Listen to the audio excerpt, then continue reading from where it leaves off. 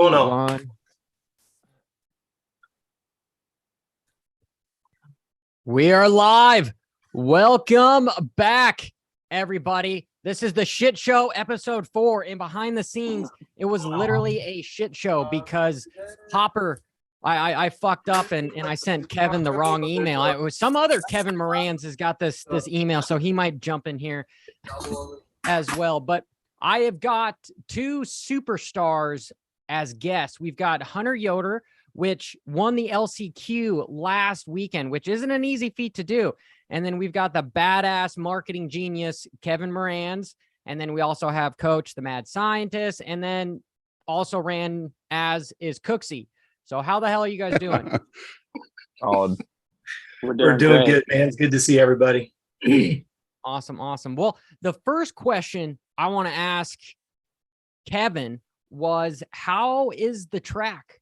How was press day? How's the track? Hunter, you got to ride it this morning too, didn't you? Yeah, I got to ride it. It was pretty good, actually. Yeah, dude, I thought it was actually, I think it's the best track that we've had out of the three. Obviously, A1 was just super square-edged, soft. They did what they could. San Diego was pretty tight, to be honest. It was really kind of like, not slippery. It was weird. We all expected to be super slippery, but it was actually kind of tacky at the beginning. It was slippery and tacky at the same time, if that makes sense. Like, it's kind of unpredictable. Yeah. So, but this track, I mean, I think it's going to be the best one that we've had yet. It's going to be with the zigzags that it has a lot of going on instead of a natural flow. But what we got to ride earlier today was pretty sweet. Like the rhythms were all, I mean, because this is the first futures round too. So they kind of are dialing it down a touch, which actually kind of makes our lives a little bit safer. But at the same time, that's just going to make times even closer. You know what I mean? Hey, how big is that double across the start there? And how big is the finish line? Are they giant? I'll let Hunter take that. Yeah. I was expecting some big dogs when I rolled in the stadium, but it's just they're normal jumps. I mean, at least that's what I thought. I mean, they're definitely big. Like the finish line double is big, but it's nothing crazy. I think I jumped it second pass or third pass. Moranz rolled it once and then went after it. So it's not. Can you jump it from the inside? Okay, so this is the thing. So looking at the track map, perfect. I like how you brought that up. So they swapped it, right? So the finish line does not go over the first section of the start. It goes over the second section of the start now. So it's smaller. So you have a run going up to it. So the finish line is no problem. You actually come out right where the finish line face is. It's like a little double. You land right there, go across right there. And then the landing is actually where the face is. And then you jump over that section right there. Yes. So that's not bad at all. The double, so going back through the section, yada, yada, go through the long section, then coming back where you cross the track the other way, which, you're going the opposite direction. First double is actually really easy to over jump. So you just have to be smart with that because the second one, that one is a little bit beefier. It's like, I don't know, probably the size of a triple. It's not hard at all if you hit the pocket correctly, but if you like over jump it or kind of mess it up, I could definitely see how it's a little bit more intimidating to try to still commit to. One line? Is there going to be any passing there? Pretty one line. I could see somebody maybe back across. Sorry, Hunter. What do you have to say? I could see somebody maybe throwing it inside before the double, but I don't think so. I think the main line will be 2-3. Yeah, because what we were kind of doing coming into that double back section is at least the line that I thought was 2-3. And if you 2-3, you're not keeping on the inside. So you're going to roll up on that berm and then you're going to double. Yeah, the next corner, like before the whoops, that's going to be more of like a kill shot corner. You got actually quite a bit of space after the little landing of the second big double where you can make a charge into somebody on the inside. But coming into that section and in through the section is going to be pretty one line. You might be able to make a dive down pass after the second big double, but that's about it. Gotcha. Coach Cooksey, any questions on the track? Nope. Coach? I just would be curious on the whoop section. I know it's not extremely, difficult by some terms, but bigger than last week or no? I wouldn't say. Yeah, I think they all look pretty tame. Like compared to what we had to deal with, like A1 last year and those whoops, I was like, those things were intimidating. These you look at them like, okay, we'll cover those pretty good. Obviously, with the futures round being this is the first futures round too, they probably didn't want to make anything super gnarly. Now, can you go back to that trap, Mac? Can you bring that back up? I don't know if that's a possibility or how we look Yep. at that. Is that a yes or a no? I can see it. Yeah, no, you should be able to see it, Kevin. Yeah. Can you not see it? Can I just click it? I mean, I don't. Okay, there we go. So I don't know, but so what is going to be very interesting, I think, is so after which, mind you, we didn't get to ride the whoops, we didn't get to ride, half the track. All we got to do was hit the finish line, turn left, turn right, hit that long section, turn right, turn left, hit the big doubles, and then we went around the berm right back to the finish line. So did you look at the sand? Is that sand going to get dragged across the start straight? It probably will a little bit. There's like a wall going like that you're supposed to hit to jump onto the start stretch, whatever. Oh. But what I think is going to be interesting is after the whoops. So after the whoops, you turn, there's like a 3 on, and the on, like the off has a lip. So I'm not looking forward to it, but I'm sure in the 450 class, the line's going to be 3 on, 3 over to the next table, and then off, which is going to be probably a and then massive maybe line. triple into that corner, or is this just a weird roller bump? Oh, I didn't even get to look at that, so I didn't even know. I didn't even know that was You there. could maybe switch the track map a bit. I forget what I let's see, 3 on again, off. Yeah, I think there's 3 or 4 after that, but I was thinking maybe if you didn't do that line, you would go 2, table single, and then table single or table over 2 to the big one, and then double out. But I think the main line will be 3 on again, off. Yeah, that looks scary. That looks super scary. not gonna lie. Not gonna lie. Also, it's not a really a game changer, but there's no real triple this weekend. The triple is I guess the best way to describe it would be like a tabletop landing.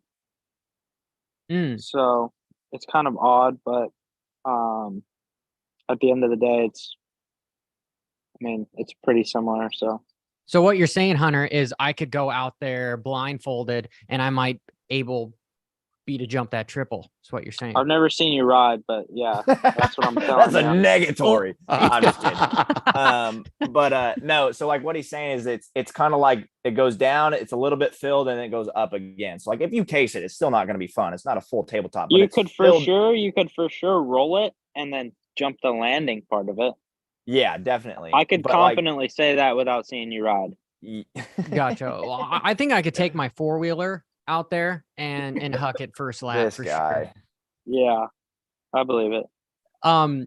So what are you guys thinking from a privateer perspective as far as the format? Because you guys got to be inside the top 18 in order to make the night show. Because unless then you guys are just headed right back for the LCQ. Does this round make it more difficult to qualify? Or what are your thoughts for the Triple Crown? Go fast. Go fast.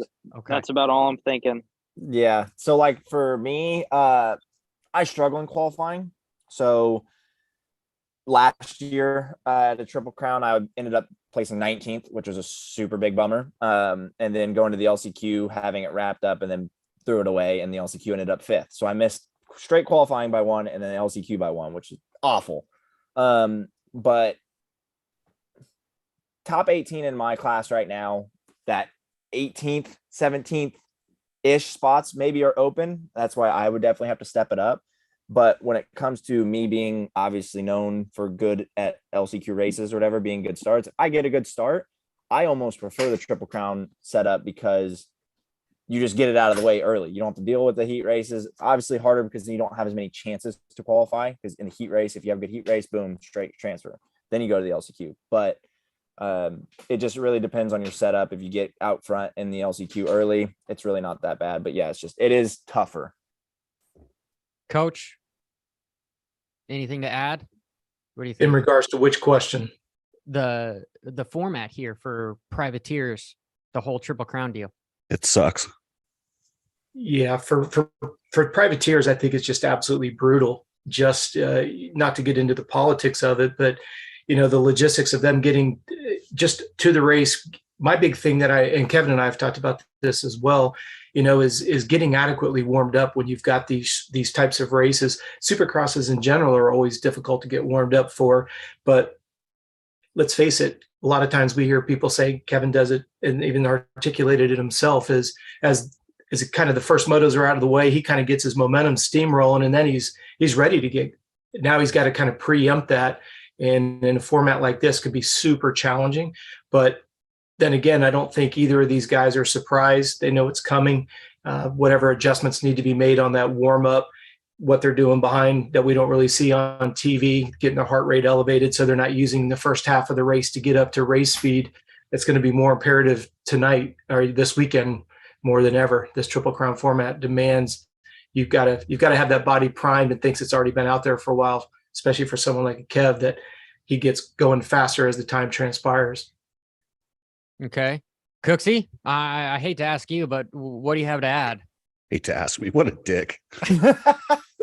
God. Oh, my favorite friend I love to hate, Johnny. Hey, while I interrupt him, make sure. Dude, are you serious, Johnny? Stop. Shut up, Johnny. To Hunter and Jesus. Kevin. They need it. They need it. All right, Cooksey, what do you need? Am I allowed to talk, you dickhead? Okay, so first off, I don't like Triple Crowns. I think they're stupid. I like that there's 3 races, but the way that they're set up with the overall is worthless. In storytelling, you build to the climax. These, they go up and then down. Like, it doesn't make sense as a storyline. And we totally screw all the privateers.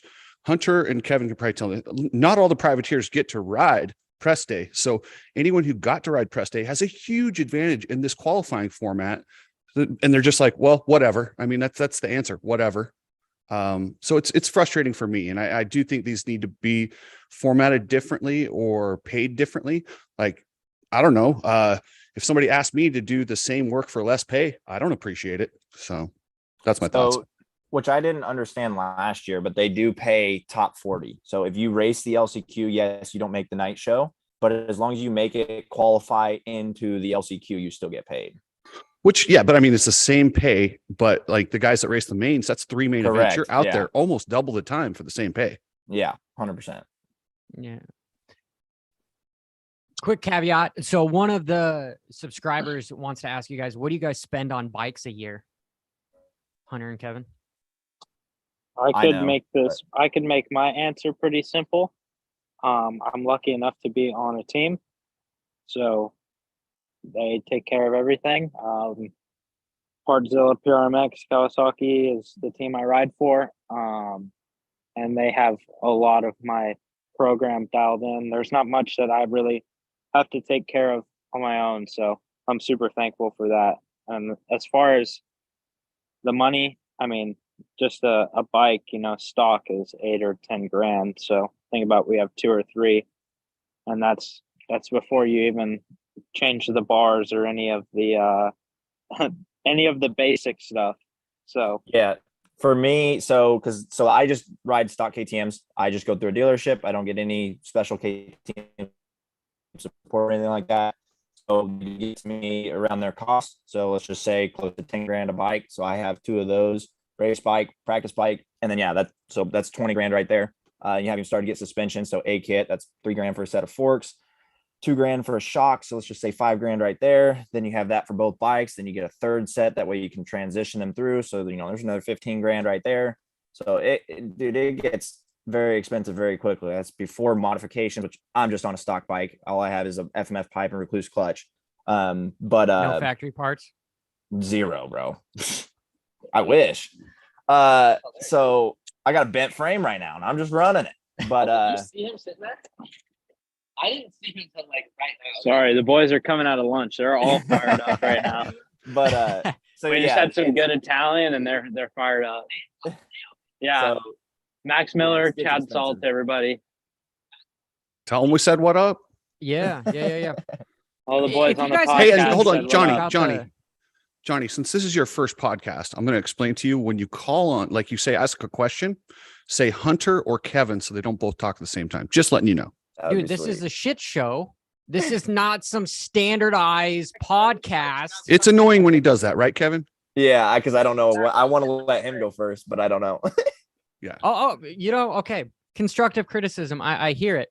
So, Kevin, Yes. when it comes to the Triple Crown, Yes. would you like to see any changes? Personally, I'll go first. My example is maybe have an extra point for the last main event so guys don't kind of phone it in on that last main event, because it's always the last main event where guys seem like there's not as much racing as far as pushing forward, at least at the front of the field. But would you change anything about the format? That's tough. I mean, I would probably change a lot, but like me being like, as long as like for a racer, if you can get into the main event, it's so much better than the rest of the night shows, just because you're in. There's no stress. It's just racing, no matter how it goes. Obviously, me, like how Coach said, I kind of warm up and get going better towards the end kind of deal. So I end up finishing strong. So like, which that's what I need to work on, is obviously being better at the beginning, but you have 3 chances to continue to better yourself instead. So you go off in the main event in a normal race, boom, you get in a first turn pile up, you're kind of screwed. You're going to fight your way back, but you're pretty much screwed. If you have 3 different chances, then you can capitalize on some certain mistakes that you're kind of out of your hand. Gotcha. Hunter, I know you're getting your steps in, man. I think we he might locked have. up. I think the parking garage froze him. All right, Cooksey, I guess we'll go to you. Do you have anything that you want to talk to Kevin about beforehand, training wise, anything? Oh, Hunter's back too. Are we talking to Hunter, or what are we doing here, Johnny? You go. Well, then he says Hunter, so I'm like, what? Well, because he keeps okay. fading in and out, man. Again, live shit show. Squirrel. No, Kevin, like, so when you put your program together, where do you find all the funding? Like, it's not easy, right? No, that's why I do all the creative stuff. So we have obviously the Moranz Mafia, which is kevinmoranz.com, find everything on the program. But so Moranz Mafia is like Patreon. So that's more of like a monthly income is the way I had it thought of, because like racers don't make it monthly income. So I was trying to think of a creative way to get fans involved. So we can get people who, want to contribute anywhere from $5 to $100 a month plus kind of deal, instead of always just going after sponsors. So big companies putting logos on the bike. Obviously I do that too, but it's trying to find a creative way to create a monthly income. So that's where the Patreon came from. And then obviously I do the helmet wraps every weekend for a different business, bike branding every weekend for a different business. If that gets filled too, that's what helps cover like flights, hotels, all that jazz. So yeah, it's just getting really creative within the program to have different streams of income. So then it covers itself. Nice. Coach, Pretty much. anything you want to ask Kevin before we're going to let him go? And I'm going to ask the chat as well if they have any questions for you too, Kevin. Sweet. The big thing I would be curious about, Kev, is so far everything we've talked about is everything is just a pressure cooker, literally from making that top 18 all the way through. Would you be opposed if they gave just a little bit of time in between, still keep a triple crown format? I love being able to see you guys race more. That's me being a fan more than anything else. You and I have talked about the physiology of it and its difficulty. Would you have a problem if there was a little bit more time in between each race? And it's not a loaded question, but I'm just curious from your perspective. Would you rather just keep it going, or do you prefer to, not if you have a mechanical or anything like that, but just from a racer's perspective, to kind of good, bad, or indifferent, Moto 1's done, getting regrouped for Moto number 2 or race number 2 in this case? Which way would you prefer it? Keep it as it is or make it a little bit more time in between? That's a super tough question, because as a racer in my performance and just in the past where I've been, like even going to outdoors, right? I'll start off not too bad, hit a lull, and then I'll finish super strong.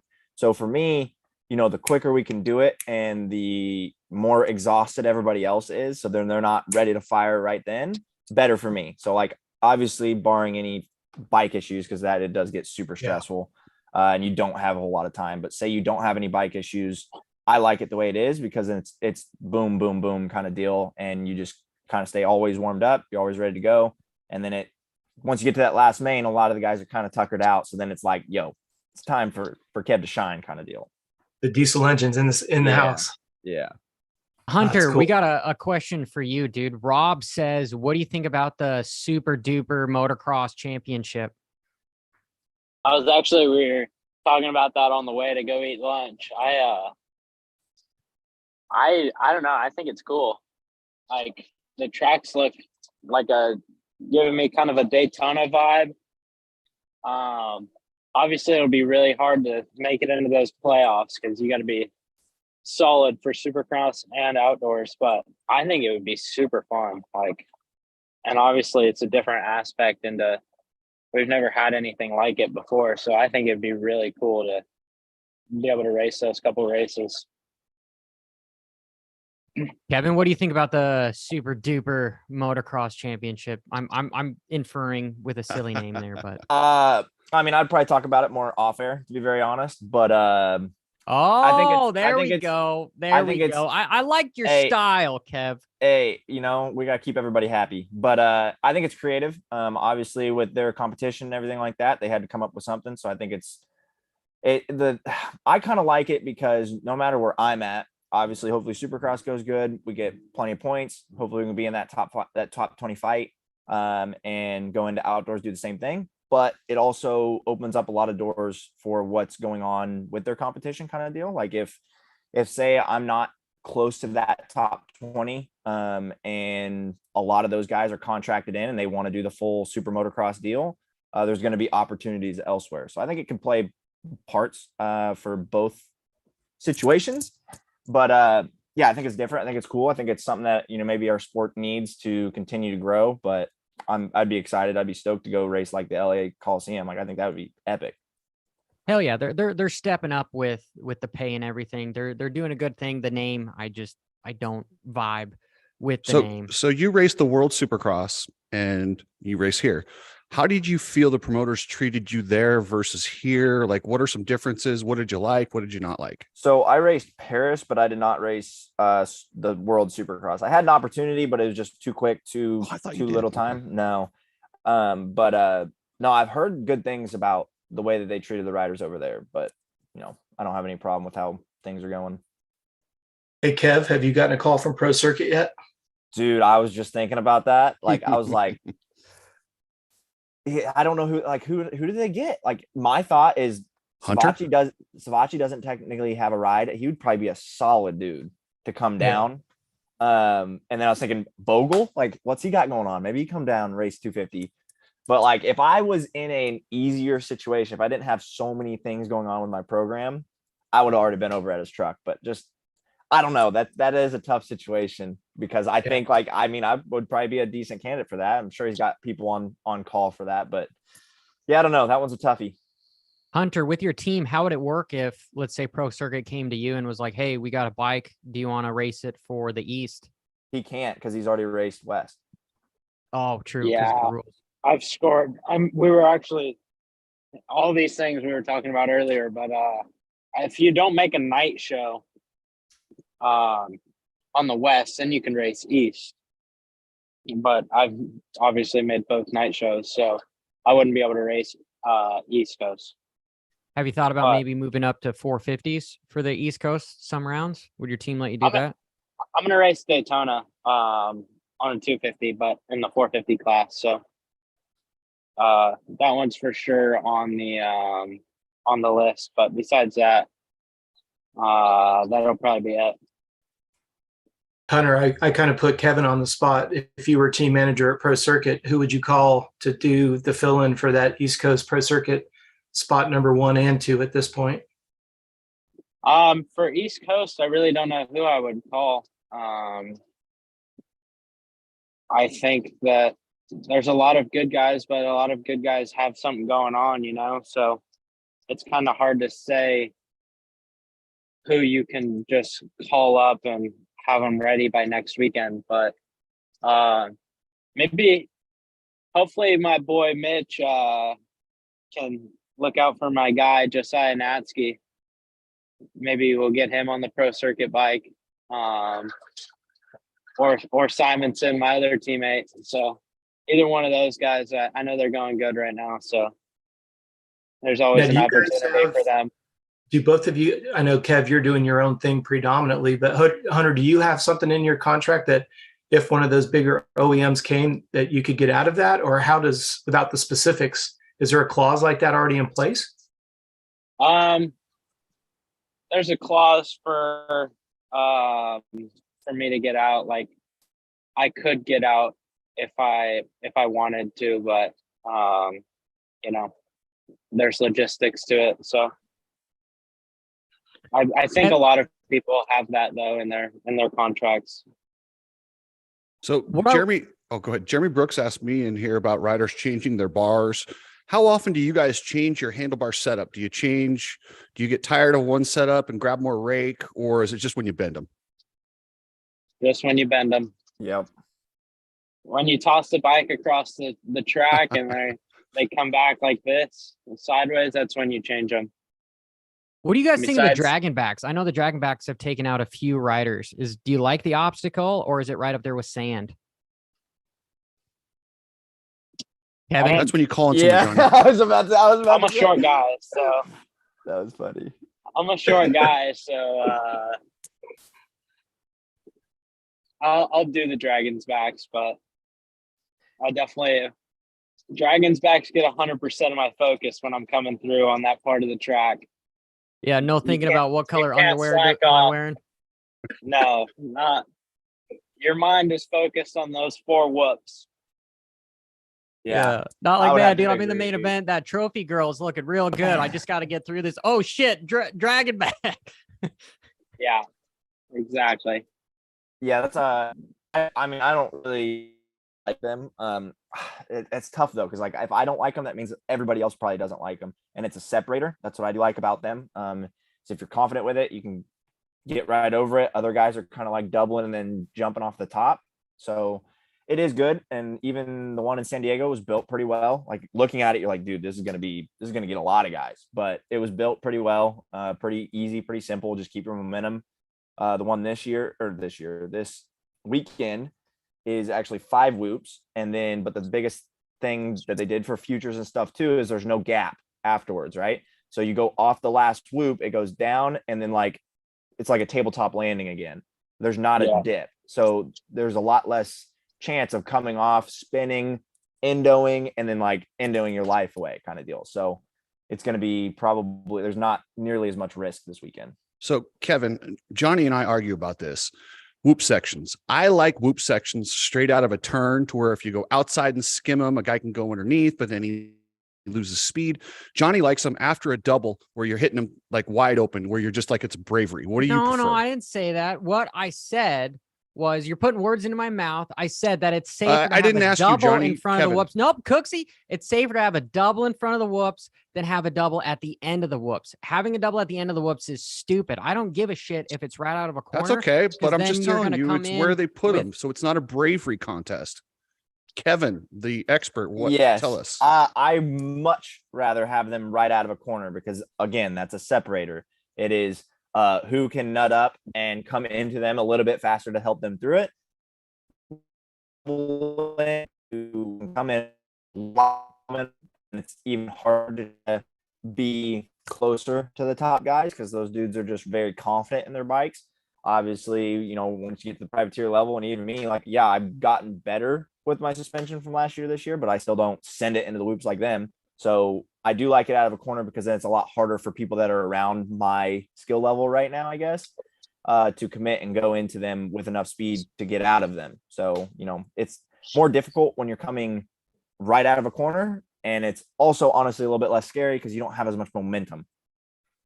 Hunter, do you prefer a double after the whoops or a double before the whoops in a track design? After or before? That's a hard question. I'd say before, because I'm a 250 guy, so I gotta get all the momentum I can. And it goes back to the short thing. I'm not very tall, so I got to get on top of those whoops as soon as I possibly can. So the double before helps me out a lot. Gotcha. Well, hey, I know you guys, you got to get back to doing some stuff. One of the questions we had in the chat was, what do you guys do to prepare yourself physically and mentally during the season? Are you trying to get in shape during the racing season, or are you just not riding as much so that you're preparing for the next coming weekend? Like, how many times do you guys ride per week going from race to race? Kevin, we'll start with you, dude. Atta boy, I was curious if you were going to throw it to one of us. So for me, I kind of struggled last year just with a lot of just fatigue and just running myself down. So one thing that I've kind of learned is, do your little boot camp in between your off season, but through the season is kind of maintaining. So, riding once, twice a week, probably ideally twice a week.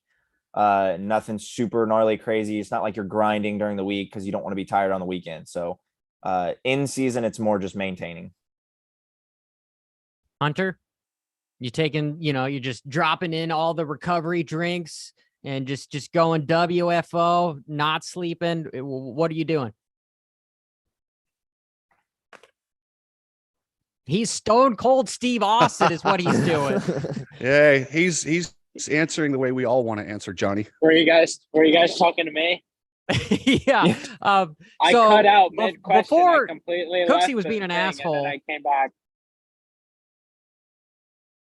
Sorry, Hunter. So what special tips and tricks are you doing during the week to help prepare you for racing?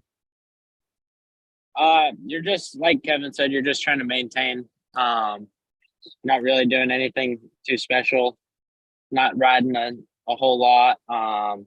You do all your work a month or two ago, so by the time you get to Saturdays, it's you should be ready to go by then. So no I will superstition? say, no. I will say though, it's a little harder for, like, I have 2 weeks off and then I'm racing to Oakland, so it's harder for Kevin. He's racing 450, right? So he probably has 2 weekends off or something like that out of the whole season. Yeah. So Hey, real for quick, me, what was that? Go for it. So you guys have a new drug testing system. Have they drug tested you? What is it? Is it P test, blood test? What are they doing? Kevin, I have no idea. have you not been tested? No. Hunter? I was going to say that's more of a Moranz question because I would have no clue, but it seems like we're both. I didn't even know about this drug test thing. So, I mean, You shouldn't. That- It's fake. So yeah. yeah, Well, I had no clue. Hey, breaking news. Malcolm Stewart is out of the Anaheim 2 Supercross. I didn't know that. I did What? not know Why? that either. I He don't had know. a big wreck earlier in the week. You My already God. got the inside source over here. Yeah, coach, tell us about it. He And got then we hurt. got to let these guys go. He got hurt. He got hurt. Yeah. That's a good answer. Yeah, that's about all he can But say. okay, all Hey, seriousness, fair no enough, superstition for you guys racing wise. You guys don't do anything funny where you're like, hey, I can't jack off for the entire season because I need to keep all the testosterone in. I mean, like, come on. No. No super. Kevin's like, not no, but heck no to that question. All right. Well, as like every dude that doesn't want to have a baby, you gotta pull out here. So we're gonna let these two guys get back to racing, and we appreciate having you guys on the shit show. So thank you, Hunter. Thank you, Kevin. We look forward to seeing you guys in the main event. Best of luck, guys. tomorrow. For sure. Yeah, Appreciate thank it. you guys for having us. Thanks for being on. Be safe, guys. And Yeah, Cooksey, we guys appreciate can it. still shoot the shit while these guys leave. They just have to set leave meeting. Because I don't know how to kick them out. I don't- KevinMoranz.com. See you guys there. Oh, Yeah. we'll out. make Peace. sure the links Hey, are in the description. Hold on. guys. The Before links are in the you guys description. go, Both where can these- people find you? Hunter Kevin, go. Yoder 58 on Instagram. Oh, you guys failed. Dude, Hey, Cooksey. my Sorry, merch- it's not my show. I'm trying to fill in and just my I merch made a You're a link's mistake. in my co-host. bio We're all on co-hosts. Instagram. Make sure you go hit the merch link. Go get some t-shirts. Moranz is definitely outselling me, but we're working on it. So And Kevin, where do you find you? And by the way, all their links are in the description, you guys. Yeah, easiest thing to find all my program stuff. We completely updated it. Last year I had kevinmoranz.com, moranzmafia.com. You can still go to moranzmafia.com to kind of get signed up for that deal, but everything's on kevinmoranz.com now. So if you go there, you can go through the tabs, find the different marketing opportunities, so which helmet wraps we still have available, bike branding, yada, yada, get in on the Moranz Mafia, giveaways, grab some program donations for the YCF pit bike, which also helps us, fix our transmission. That was a whole situation as well. So yeah, kevinmoranz.com. Moranz.80 on Instagram, TikTok, all that good stuff too. So that's about it. Good job, guys. Hell yeah. I appreciate you guys. Appreciate you guys. Yeah. Thank you guys for having us. All right. Well, you Yep. guys I'm gonna dip get on out. out of here so I don't have to remove you. I appreciate you guys. All right. Keep it Sounds good. WFO, Thank you. brop, right? You know, brop. And I got a question for one of It's our just out here. listeners that wrote a question about Johnny and I. Daryl Liar. That's looks like your name, Liar. Says, what you said Johnny and I aren't bickering and not asking questions. What question would you have asked? So hit me with that when you got a second. And I will try not to bicker with Johnny, even though he's kind of a just kind of a douche. I don't know what else to say. Well, that's what's with. Do you even know what a douche is, dude? It's like Seriously, Johnny. Really, you're gonna ask me if I know what a douche is. It's what you use on your vagina, bro. no. Well, it bleeds sometimes, so you got to plug that shit up, dude. Oh, You know, Can make you it to where imagine- you don't can you bleed. You imagine- gotta we just keep got all we that- just got that stuff in. demonetized. These types of comments, can you imagine the ESPN blooper list? Do you know what a Oh. douche is? Are you really asking what I know, dude? There'd be Yeah, like this can't be on anything, reputable for sure. But I do appreciate those guys, and I did tell them that I would only take up about 30 minutes of their time, so we did exactly that. Who do you guys think is going to What win? clock are you using? It's 40 minutes we took, but I did explain to them Johnny time works a little different. So Well, that's why it was important that we had the right amount of time, Cooksey, for this stuff. so you just told them 30 and you took up 40. And Well, then that was congratulated yourself for not going over. Cooksey, can we just stop beating about the bush? Why don't you go buy a douche and we'll move on here? Coach, who do you think is going to win this weekend? Because Malcolm's out and Yeah, I don't have Malcolm as an influencer in the 450 race. I've got Tomac, Anderson, and Sexton as the top three on the 450s, and I'm going with Jet, RJ, and Robertson for third. And I'm sure Chris and I will go around on Styles because I know he's a little disappointed in Styles right now. But I think if that guy could get a good start, if you look at the first two rounds, he was almost in dead last coming around the first turn, and he got himself, even in traffic, he was holding really good lap times and put himself up there in that top 10. So I think if Styles can keep people off of his bike for the first 200 yards, I think we would have a very, very different star Yamaha between both Levi and Robertson. But I'm very impressed with Robertson so far, even though the results don't show it. If you look at the lap times, he looks really solid. No, I wouldn't disagree on Styles at all. I think he should be in a podium, and I'm surprised he hasn't already got a podium. And I picked him to be second behind Jet. He's so talented. It's just it's 2 weeks of kind of weird stuff.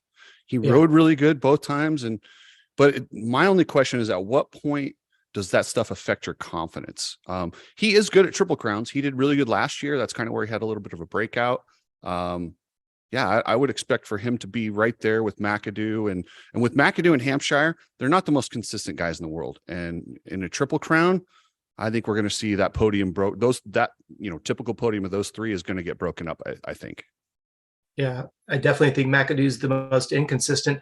The thing that's interesting to me is, did you notice McAdoo's face on the podium? He, in some awkward way, he looked absolutely petrified. Daniel asked him if he was pissed, but he looked almost petrified. Like, when you see somebody that's scared and they kind of have that ghost look, that was what the impression I got from McAdoo on the podium this last weekend. What's your thoughts? I thought he looked bewildered. Like, how the hell did that just happen? Mm-hmm. And frustrated and bewildered and maybe a little mad, but more just like asking himself, how is this happening? You start running through your head. Am I doing enough? Have I done enough? Am I at this level? That little voice that creeps up in the back of your head asking if you're good enough. I felt like that voice was in the back of his head right there. That's just my thought. Well, that's where I think you're onto something. I think Styles Robertson his confidence is not jeopardized because he's not making the mistakes. Getting clipped from behind, we all know that stuff happens, right? It's just kind of weird. The first two rounds, it's been so bad, like with obviously Faulkner going out the way he did, kind of in a domino effect. And then to see that first turn with Levi getting taken out and, knows a lot of people are calling you Cookie in the chat. I love it. Keep it up. And the crazy part is, I think you look at McAdoo, good starts, And it's not like he went from first to eighth, but he did get paid. I mean, look at RJ. You guys may remember it better than I do. What was RJ in lap number one, like fifth, sixth, seventh, eighth? I mean, he was not shaken. And then he just went right past McAdoo. I think, to your point, Chris, I think that's where McAdoo will get in his own head. And you made the most important comment, and that is he thinks he's not doing enough. And that's going to be the beginning of the end. Because if they start panicking during the week, they're going to start overtraining during the week. I mean, the question came up earlier, how do you guys maintain fitness throughout the year, especially with the series is as long as it is this year? There's no way you're going to be building fitness on a 31 weekend race series. It's just about avoiding illness and getting injured and trying to just maintain throughout the year. And I think Styles Robertson, this will be his breakout weekend where gets a good start and stays up front. And I think McAdoo, if he's starting to, like you said, Chris, has that bewildered, how did that just happen? If that sinks in too much, and we know Mitch Payton, he's a heck of I know some people don't like his personality in some ways, but you know, if there's anybody that can like scare that out of McAdoo's brain, like stop thinking that way, I think Mitch would be the guy that would be able to do something like that. So it's going to be a pivotal weekend. And Chris, not changing topics at all, but some guys in the chats as well, they were talking, what do you think about the futures here? Do you think we're going to see Hayden run faster lap times than the pro guys? He's on a pro bike and everything.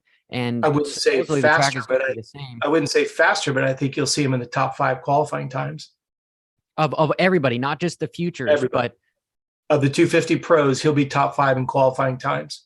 And how does that not just sound sandbaggy-ish? If because I get it, but because he doesn't have control of when he can go pro. That's what I don't think the keyboard warriors understand. Brian Deegan can't walk in and go, hey, we want to go pro this weekend. There are so many musical chairs. I mean, you got to think about parts and salaries and bonuses. There just isn't one pot, and they say, okay, we're going to bump rider A out and put Deegan in, and we're going to give Deegan rider A's bonuses. There are so many moving parts to this puzzle, and trust me, he doesn't have the say in that. That would be an executive board meeting on whether or not Deegan gets to go pro or not. Now, we've all heard that Deegan is going faster than all the other 250 guys there. I've heard that from more than one person. 1,000%. But you bring up a good point that, hey, it's now that he's on a team, it's not like he's a privateer that can just sign up pro. They've got a plan for him that he needs to follow. It's the same thing with the agents. A lot of people don't understand that when it comes to sponsorships, it's not just Kenny or Eli say yes to something. It's literally they've got guys behind them that are getting paid buku bucks to make the best deals for them. Because let's face it, riders are not necessarily I don't want to say smartest of the bunch, but they're good. They're specialized, right? So they're not great at many different things. They're really good at wearing the hat as far as twisting the throttle. The other hats, it's best for them to find who's to help them make it happen. And truthfully, Coach, I didn't even realize it until you said it, that it's Star Yamaha is probably the ones holding him back, and they're going to test it out to be like, hey, your lap times were just as fast as Jet. We'll be ready for the East Coast, and we'll let you swing the leg over completely in the professional rank. Cooksey, what are you thinking on the whole deal? I think with Brian Deegan and the clout that they have and the media following they have, they're not on like what all those things you described, Coach, about the balance, budgets, and everything else. They are big enough that they can demand whatever they want, and they're probably going to get it. So if they want to race Supercross, Hayden will be racing Supercross. And I think that Brian will be making that decision and the team won't. And I do believe that they're a little bit bigger than the team right now. So I would agree with you with one little caveat. And I think it's just kind of like a pendulum. You can't have Deegan coming in and saying, okay, we're riding at the goat farm, we want to go pro. And you can't have Deegan come in, or excuse me, Bobby Reagan saying to Brian Deegan, your son, he's on the program, he's going pro. Like you said, I think there's a lot of synergy there. I think it is going to be more, and Brian Deegan's going to have the final say if whether they go or not. I do agree with you. I do believe that if there's anybody that's at that transition from amateur to pro, nobody's going to have, using your word, the clout like the Deegans will. I totally agree with you 100% on that. But what a great problem for Star Yamaha to have, right? But I think like- Brian's also smart enough to understand if you go in there and say he's going pro now, and when they say no, you put a lot of extra pressure on him. I do believe Brian's smart enough to understand that, and he will work with them. And if they're going to go, I don't even think you have to question it. I don't even think you have to question it, Chris. Don't you? And I'm not putting words in your mouth, but in my opinion, you've already seen where Brian has done that. He's like, we're not going he was very open about the idea that we're not going pro in 23. We heard him say that several times, whether it was in retaliation to something that you had said on your show or not. But Brian, if anybody, was the one that was like, hey, we're going to stop and evaluate a lot. We have a lot of checks and balances that we have to look at. Now, obviously, Hayden's been doing probably ahead of what a lot of people anticipated, whether you agree with that or not. But that's where, like what Johnny was just saying, when he consistently can run on pace or faster than guys that are out there already in the top 3 to 5, sure, that changes the narrative in the conversation in the closed door board meeting, going, maybe he's ready sooner than we thought. The other guy you can't forget about is Daxton Bennett. Daxton's right there, kind of transitioned up at the same time. That's another guy to take a look at futures. I'm by no way insinuating that they're going to contemplate making him go pro, but you can guarantee they're going to be doing checks and balances. And I think that's what makes a future so incredibly powerful, because literally you can take your rider and put him on the exact same track with the exact same stopwatch and go, where do we settle in against the guys that we ultimately have to? Hypothetically, guys, do you feel like there's so much pressure on the Deegans to their rider with Hayden because of his following? Let's just say hypothetically, he's a good rider, but let's say he's not a James Stewart or a Ricky Carmichael, right? Let's put him down a little bit, as he's not the best rider we've seen. Is there added pressure to try to make him that best rider, because you can literally make more money off of this brand that is the Deegans if he starts winning championships? Or do you think that they're just wanting the best for him? Obviously they just want the best for him, but do you understand kind of where I'm? Yeah, what you're saying is, are they setting him up for a fall? Maybe yes. Is the expectation James Stewart level or bust? Or what if he comes out and he's Michael Essie level? Like what is going to be acceptable as him? And I think that a lot of that's going to be up to the fans. And I think he's going to get a lot of hate no matter what. The first time he doesn't win, people are going to be all over him. And when he does win, they'll be like, oh, well, that's what they expected. Or they'll be like, oh yeah, he's the next coming of Jesus. So, but Chris, I have to politely disagree, because he didn't slam it outdoors and he didn't get crucified, which Yes, surprised me, because I do agree. Well, not to the extent like you're saying, like people like immediately like fair weather fans were like going the other direction with him. Because I agree with your point. I thought it was going to be a lot worse than it really was.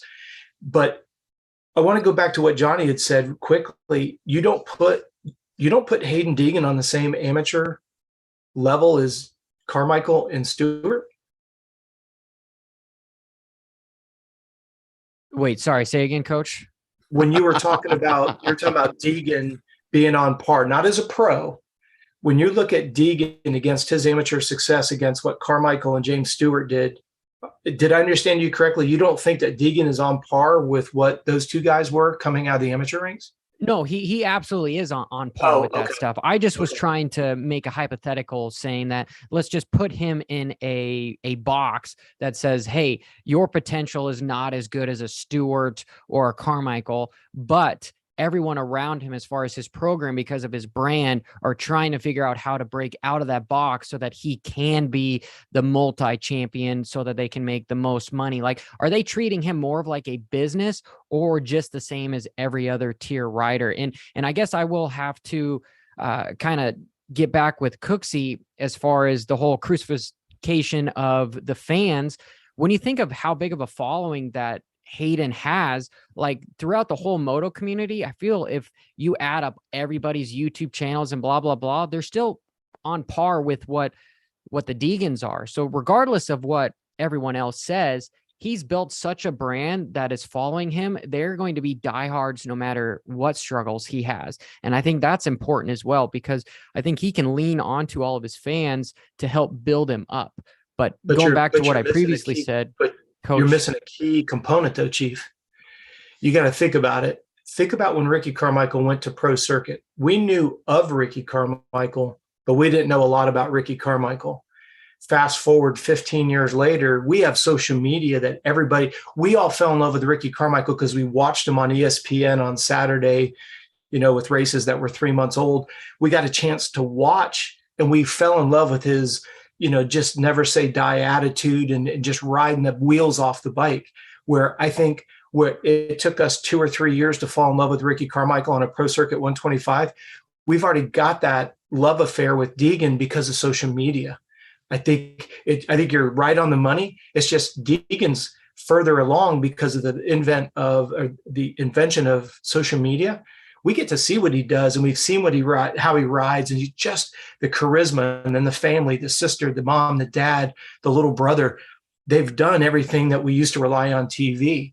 Remember when we would live for Cycle News to come in the mailbox? We just couldn't wait to go in there and see who did what. We're looking at it on an hourly basis. We just talked today about Malcolm Stewart and with Joe Shimoda being out. That would have taken at least a week for that to get out before. And that was only because Cycle News came out weekly. We now found out about it an hour after it happened. Well, figuratively speaking, Yeah, no, I've definitely been seeing the media, even with Sean Brenham and everybody talking about, hey, almost like plagiarism. And we live in this new world of social media. You are right, Coach, where originality is undetected plagiarism. Everybody's copying each other and trying to do it just a little bit better. And that's just kind of how the world works here. Cooksey, you brought up, hold on, before we get off that, you brought up Sean because I need to come back to that too, Chris. Go ahead. I got to come back to that. You brought up Sean Brennan, and I saw something from him last week that literally disgusted me. There's a guy that's just got some cool media stuff. Like he hangs out in California. I believe it's 23 Media. He takes really cool pictures. He goes to the races on his own dime, and he just was posting some really cool professional style pictures and tagging the riders, and Brennan let him have it like it was like fraud. I'm like, what are you talking about? And how the hell do you own the internet? It's ridiculous. And the fact that they keep the good old boys system to where, oh, you can have a pass, but you can't, but I can control this. If I buy my own ticket, which I'm doing tomorrow to go to the race, I'm posting whatever I want, and I will tag whoever I want, and they can fuck right off. Who gave him pushback, Chris? Sean Brennan reached out to him and gave him this like tongue lashing. And then he did this like cryptic post about like, if you were on a football team, would you do that? And I was just like, that is the most disgusting thing I've ever seen. And I was really pissed. I apologize. Who's Brennan with? Brennan's with Feld. Sean Brennan is the Feld media coordinator who gives passes. I wasn't familiar. He basically said that this guy doing this for free is cutting all the throats of the people that go down on the floor and get passes and do it. And I'd say, if his stuff is just as good and he wants to hand it out, why not? Like, really? Yeah. Well, and most of the photographers and stuff usually kind of work for free. I've got a couple of friends that photographer for some teams, and they do it just because they love the sport. And we're just in a weird transition with the sport, and hopefully the whole super motocross thing can bring a little added professionalism with a side of entertainment, with not being as, lack of a better term, as far as being professional. Because 2023, 2022, since what has happened with the pandemic, it is proven that you don't have to be incredibly just professional to be liked. You can be more original.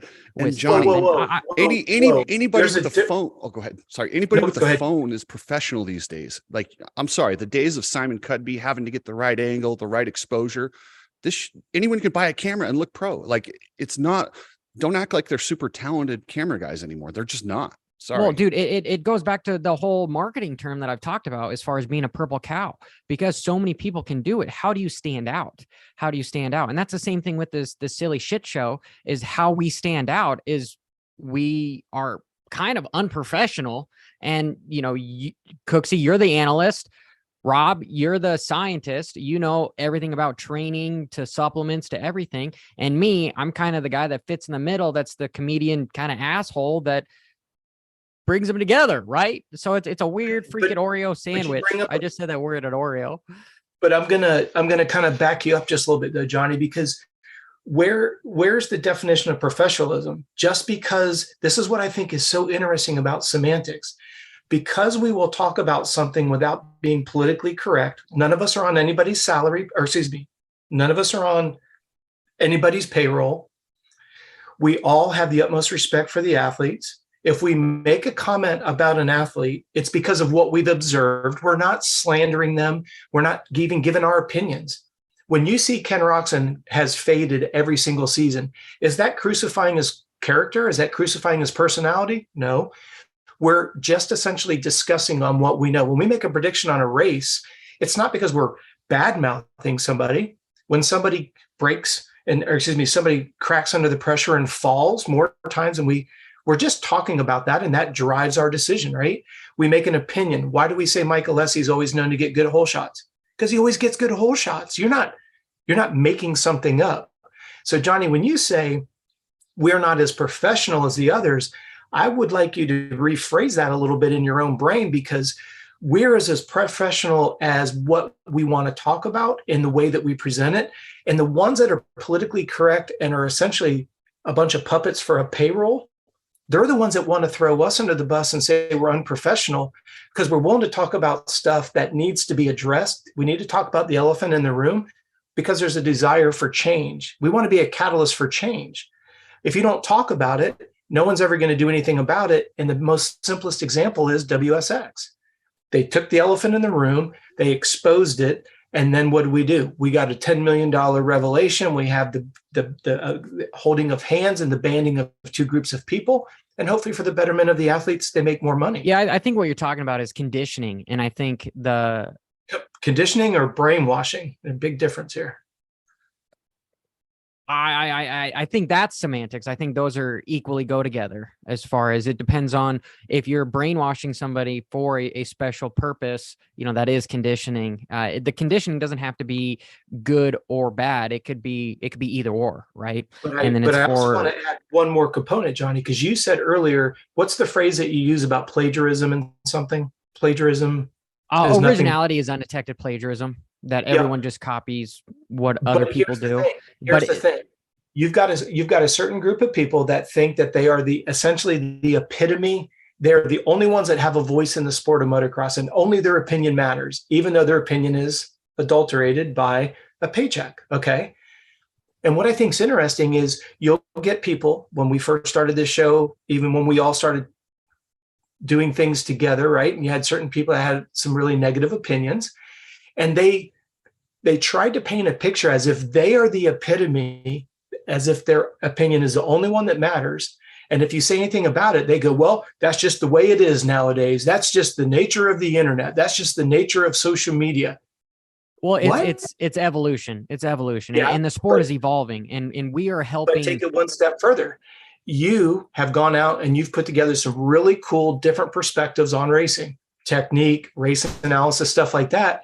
So now this whole idea that you two aren't really justified to be doing what you're doing because you're not paid to talk.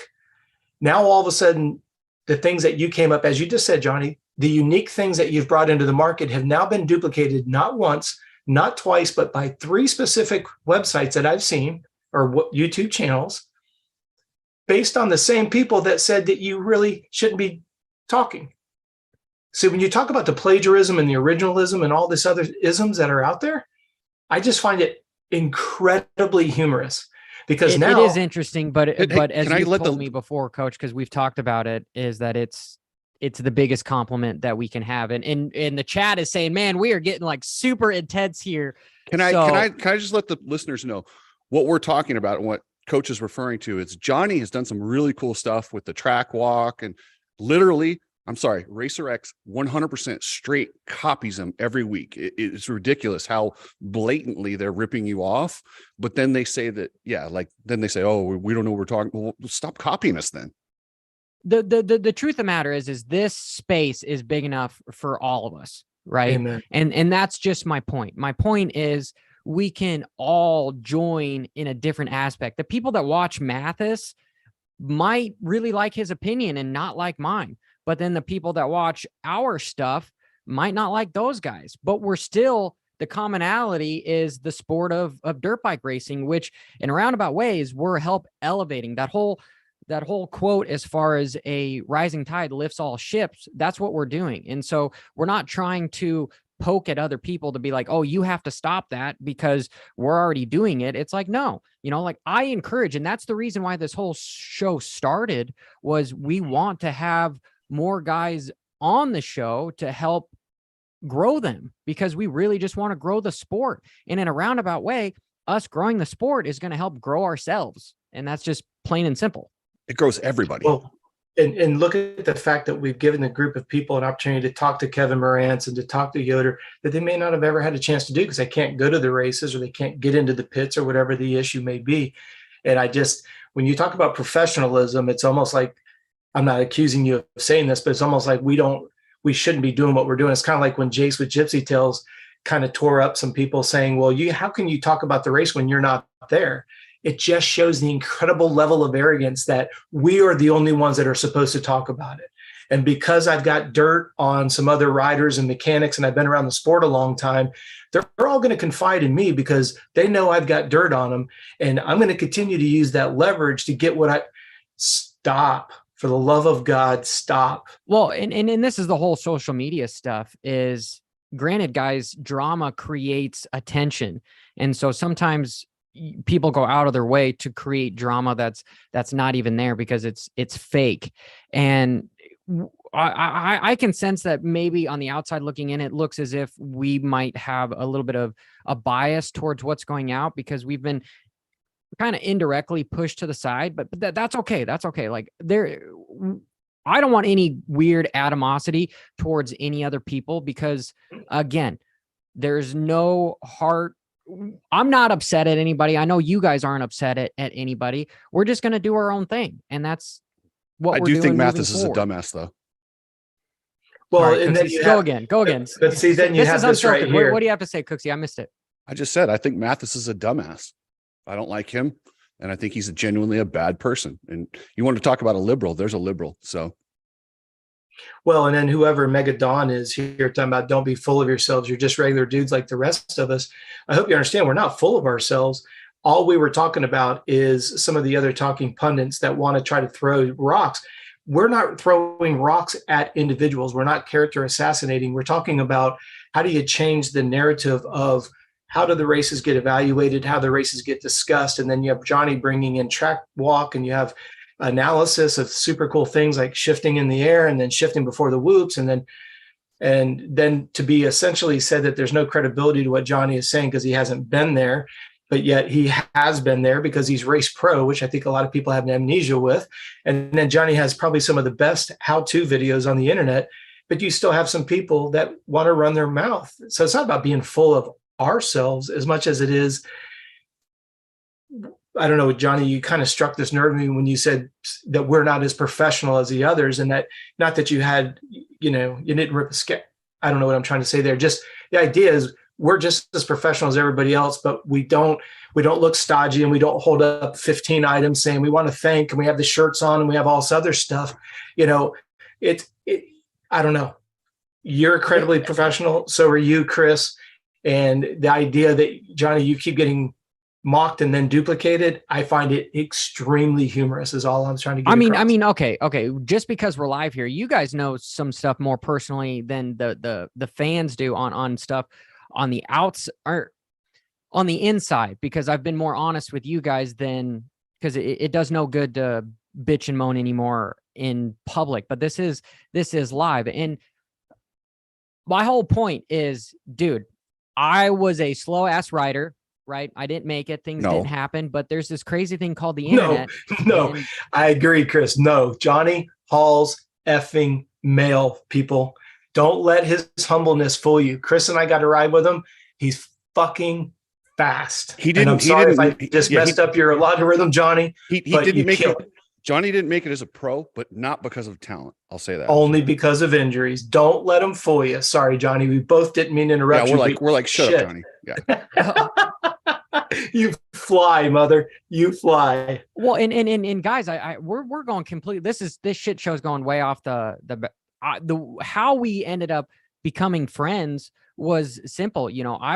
I had it out for the sport for a little while because of the things that happened to me, and I didn't know what to do. So I hated everything about it. I didn't want anything to do it, but I didn't really know much. So I started making some videos because I felt this is the only way that I can give back. And then it grew into something more and more and more. And now it's turned into this desire to try to grow the sport and give other people a voice that haven't had a voice before. Because dude, if I can do it and I'm a shitty person that didn't make anything, right? And I don't have the credentials that other people, this platform, as far as the internet, can help so many people out. And I just see such a big picture as far as innovation goes. And I respect the hell out of both of you guys for coming along in the journey with stuff. And truthfully, man, there's things that I know now about racing motorcycles, I would have quit a long time ago, just because of the backdoor deals and so much other crazy shit that goes on, in order that it's not just about talent. You could be the fastest motherfucker around and still not make it because you don't have the same opportunities. Opportunities are so much of this sport. And how do you level the playing field? Yeah, the liberal in me is like, how do you level the playing field? And that was the only reason why the last 6 months of my racing career, my dad died and I started doing drugs, because I was like, my wife was getting ready to leave me because she was tired of me getting hurt. And it was like, I need to just do this. And then boom, it happened all so fast. My first race professionally, I hit a wall because a throttle stuck, and then the rest is history. But Jesus, we can move on from stuff. Hey, can we get, before we go, we were talking about confidence and Yes. how that voice in the back of your head can mess with you no matter how talented you are. I worry about Max Voland. I don't know about you guys, but I want so badly for this kid to come out and get a podium and make everybody forget about last weekend. Dude, Yeah, I don't know. Coach, we both made videos on Voland, and the guy just needs to put his head forward and maybe switch up his program around, because you are the average of the 5 people you spend the most time with. And if things aren't going up, maybe it's time to zoom out a little bit to look at what's going on internally with maybe just even in your life, in order to be able to progress when it comes to riding. Because the shitty thing about the sport is he's 19 years old and he's got literally on average an extra decade of racing motorcycles and being at the top level of his game. So who cares that he didn't make a couple main events? Yeah, he's a factory rider, whatever. It's happened to other people before. And because of social media, it just explodes. It just explodes. And I know riders that actually have to turn off all their notifications and everything because of how the animosity and just the negativity that goes on with stuff. And there's a fine line between love and hate, and pretty much anybody that gives him a hard time, I believe it's coming from a place of jealousy rather than not believing in him. Coach? I totally agree with you. You know, everybody's courageous behind a keyboard, especially with the fake accounts. Those are the ones that always crack me up, and they tend to do most of the trash talking. You guys both did an incredible job articulating this entire scenario in both your videos. Literally pulled from schoolboy into a pro contract. He's, like you say, has a total of 8 total Supercross completions under his belt. 19 years old. We can sit and point fingers once again at the system that pulled him up. But then again, my wife will tell you I'm the king of hypocrites when it comes to this type of stuff. Everybody out there, including myself, would have loved to have been given that opportunity, right? We all would have jumped at it because there's money, there's a factory bike, it's an opportunity of a lifetime. But unfortunately, this reminds me of the early days when if you couldn't win at pro circuit, you had no more opportunities. And that's where I feel like Max is at right now, because where's he going to go? If he gets released because he's at the end of his 3-year contract this season, let's say he does not get re-signed, who's going to take him? You got Star has an incredible, their whole dugout is full of new people coming up. So Star doesn't really need anybody. There really isn't a Honda program that was built around the Lawrence brothers. Is PC going to take them? I don't know. I think everybody, can you guys help me out real quick? Is there anybody in the pro circuit East or West that's going to point out this year? I don't think anybody, because nobody's won a championship, so they're not forced off the out. top of my head, I'm not really sure. I think Seth I don't either, but I don't see that. I think KTM is a more elite team almost at this point than Kawasaki is. No, I agree with you 100%, but What? obviously he's not going to be retained.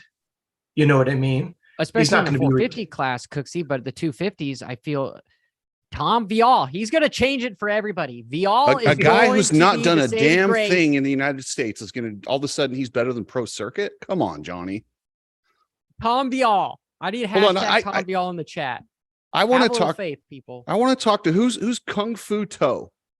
He's calling us fake news or biased news. And I want to know what the hell is fake news about this. And that's the most ridiculous term you could use. We're literally doing an opinion-based show and you're calling us fake news. Chris, Come on. ignore him. He's been putting shit up there the entire time. It's total I just bullshit. noticed him. You guys tell Kung Fu to fuck off.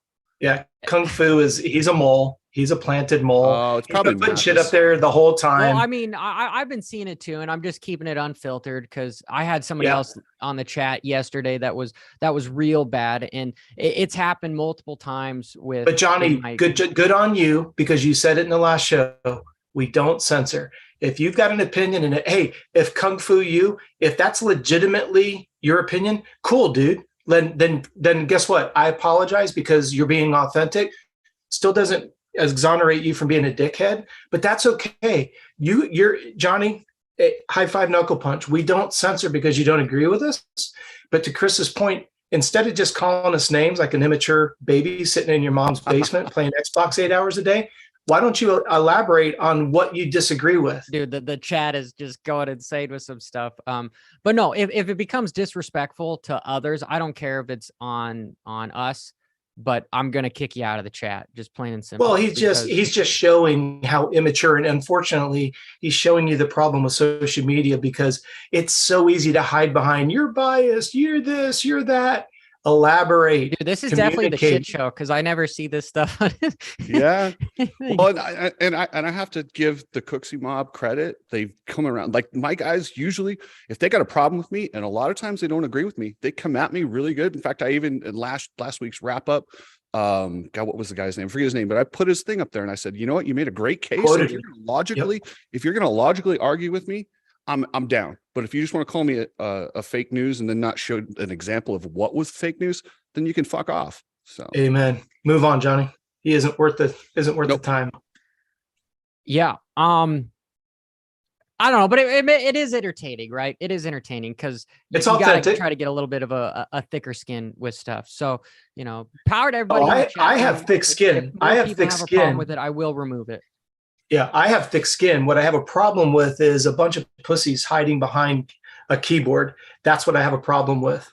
Dude, this is way unfiltered, man. This show has grown into so much. well, it was funny too. Somebody said something about coach's blood pressure going up. I'm like, you know what? We really got fired up this one. So Dude, we did. We went way Yeah. on a tangent for stuff. So the last thing that I will say before we kick off is who do you guys are just one rider, Cooksey, who's going to win A2? Gosh, well, you already I'm going to give you one rider in both classes, Jet and Eli. There's no chance if I'm a betting man in Vegas, you could possibly go with anybody but those two as your favorite. With that said, I really hope the racing gods give us a bad start, a tip over, and make the racing good. Something. I'd be super pumped to see Sexton finally turn it around, not get taken out, and actually win one home. Like, I really feel if this might be the year that we see Tomac go 17-0. For some reason, it seems like that may actually happen this year. With the starts that he's gotten in the first two, it's pretty hard to bet against him. And yeah, I mean, Johnny, to your point, I mean, it's hard to go against, like Chris said, if you're going to bet the odds, you can't bet against those two right now. I do think this is a pivotal weekend for Sexton and for Anderson because the first two rounds just doesn't add up. Anderson in third place falls all by himself. The takeout move on Barsha, which you both discussed in other videos, that if we can get those shenanigans behind us and kind of move on, I think this will be a big, I know we're only 3 rounds in of racing, but it'll be I'm with Johnny and his OCD 4-3, 3-4, whatever you want to call it. But I do agree. It'll be a pivotal weekend because we're already starting to see the top 5 are starting to already settle in there. Sans maybe Kenny because of that's crazy, fatigue. Coach, because sorry, at the end of this month, we're gonna go back to round 2. Is that what's gonna happen? Exactly. We're gonna be like round 5, because they want to and print all up of a new sudden round banners or 2. whatever. Yeah. I don't know. Yeah. Yeah, just the OCD is stupid. I didn't mean to cut you off there. No, you're not at all. This is your show. I'm very excited about this weekend. If, with the Sands, maybe Kenny because of the fatigue issue, maybe second half of the season. But right now, this is a pivotal time. And I'll tell you another guy that we haven't really spoken a whole lot about is, Webb has proven that bike, it's not the bike this year. And if he's getting that bike to turn the way he does on these drier West Coast, we go east, that's going to be incredible racing. And with Cooper and momentum, as Jeff Emig says, rather have momentum than a points lead. And that's exactly what Webb's got right now. Look out. 1,000%. Tomac's got the momentum coach. Yeah. Dude, but it'd be like you sweet. say, It'd be badass to who, see Webb do but it who's too. had the greatest momentum swing? Tomac's just picking up where he left off. Webb's at -50 up to +48. I mean, he's really come out of a hole. Well, and let's not forget his very first Supercross win in his very first Supercross season was A2 at Triple Crown. So, yeah. Well, the person that's going to be in a catbird seat, and Chris, you talked about it with Plessinger's contract being up this year. It was one thing when both riders were sucking wind on the bike, and you could blame the bike. And now with Webb doing well on the bike and Plessinger still lagging behind, it doesn't look good for Plessinger on contract negotiation time. Nope. Unfortunately. No, it's not. Well, Coach, I know you've got an MXGP rider you got to get going to, and Yep. Cooksey, I got 10 minutes until I get ready for it. Thank you. So Cooksey, how do we find you? You guys, I've got a different show. It's called All Day, Every Day with Cooksey, where I talk about all sorts of stuff. I tell college stories. It's a lot of fun if you can find me there. And then tomorrow I will be in Anaheim. I've got Wild Billy with me. We're going to do the live prediction show from Anaheim Stadium right after practice. I'm going to be doing some behind the scenes stuff with AGE. I talked to Club MX, MCR, all the Rebel teams that like me. So I'm going to go get some good footage for everybody. Hell yeah. I know I'll be tuning in too. Coach, where can we find you? Jump on Delta, fly to Orlando, go 1 hour south, and right off of the Interstate 4. So would love to meet everybody there. No, you guys can catch us. Go to Complete Racing Solutions if you need anything relevant to racing. We've got a new membership area for weekend warriors all the way up to professionals and everything in between. And over on YouTube, Johnny, thank you for putting it in the description box.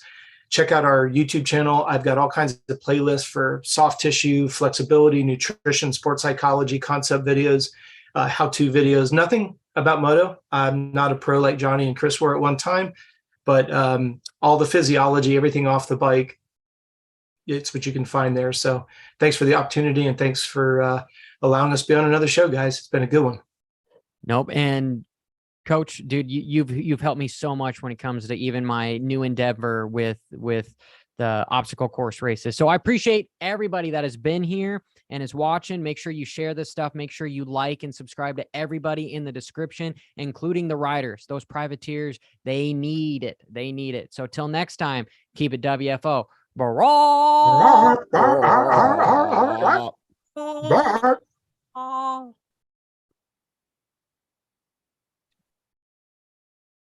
All right, I just ended it.